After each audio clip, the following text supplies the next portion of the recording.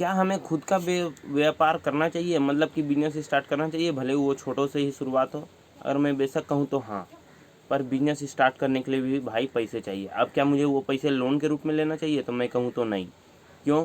आप जो काम करने जा रहे हो सकता है वो चले, वो हो सकता है वो ना चले, तो क्या आप मुझे अपने माँ बाप से पैसे लेकर वो काम करना चाहिए? अगर मैं सही कहूँ तो अगर आपके पास बहुत पैसे हैं तब हाँ, अगर नहीं है तो नहीं। उन्हें खतरे में डालकर यह नहीं करना चाहिए। अब इसके पीछे रीज़न क्या है मैं आपको बताता हूँ। अब आज के समय में रोज़ नए स्टार्टअप शुरू हो रहे हैं और रोज़ डूब रहे हैं किसी न किसी रीज़न से। हमें एक्सपीरियंस है नहीं, वो कैसे शुरू होगा, और एक्सपीरियंस के लिए हमें काम करना होगा। तो इसीलिए मैं कहता हूँ कि अगर काम शुरू करना है तो किसी भी लाइन में जाकर जुड़ जाओ। उस लाइन पे जुड़ोगे तो उसके ए से जेड तक आपको धीरे धीरे मालूम होगा। अगर आप वहाँ 6 महीने से साल भर भी काम करोगे तो करीब करीब आप सारा काम सीख जाओगे, किस तरह से स्टार्ट होता है, किस तरह से नहीं होता है। अगर मैं एक शॉप खोलने की बात करूँ तो आप ज़्यादातर देखते होंगे कि जो शॉप होते हैं उसके पीछे जो नए बंदे आते हैं वो अपने जितने डिजाइनिंग खर्च करने में लगा देते हैं पैसे, उतने मार्केटिंग में नहीं लगाते हैं। उनका फर्नीचर देखोगे तो 2 से 5 लाख रुपए तक का होता है। अगर एक छोटे एरिया की बात करूँ तो रूम रेंट 5,000 रुपये तक का होता है। बट जो सामान की कॉस्ट है वो 5 से 10 लाख रुपए के बीच रेंज आ जाएगी उसके सारे।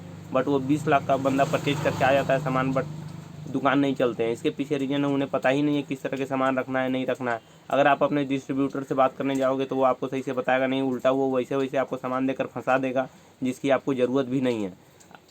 बहुत से सामान दुकान में 100% में से 30% सामान बिल्कुल भी एकदम फास्ट रनिंग के होते हैं। उसमें से 70% में से कुछ ऐसे भी माल होते हैं जो कि तुरंत नहीं चलते हैं। 5 से 10% का माल ऐसा होता है जो साल भर में एक बार टर्नओवर होते हैं। 3 से 4% का माल ऐसा होता है जो कि 5 साल में एक बार टर्नओवर होते हैं। तो उस बीच हमें क्या मिल रखना है, कितने क्वांटिटी में रखना है, सारे आपको जानकारी होने चाहिए। दूसरी बात, हर प्रोडक्ट हर लाइन में रनिंग आइटम नहीं होता है। कुछ कुछ प्रोडक्ट कुछ लाइन से रिलेटेड होता है, कुछ अलग लाइन से रिलेटेड होता है। इसलिए हमें अनुभव होना ज़रूरी है। बाकी भाई अगर आप एक शॉप खोलने जाओगे तो कम से कम 5 लाख रुपए तो आपके पॉकेट में होने ही चाहिए। अब मैं बात करूँ खुद के स्टार्टअप से, अगर आप खुद के कमाए हुए पैसे से एक्सपीरियंस करके कोई उसी काम को शुरू करेगा तो हो सकता है वो 2 से 5 हज़ार के काम में शुरू कर लोगे। आप कैसे करोगे? आप थोड़े थोड़े जुगाड़ करोगे और आप उसको देखिएगा जो एकदम फास्ट रनिंग आइटम है। आपने शुरुआत की है पूरे फास्ट रनिंग आइटम से, उस रनिंग आइटम को आप चलाना शुरू किया और धीरे धीरे वो बढ़ करके आगे की ओर बढ़ते चला गया।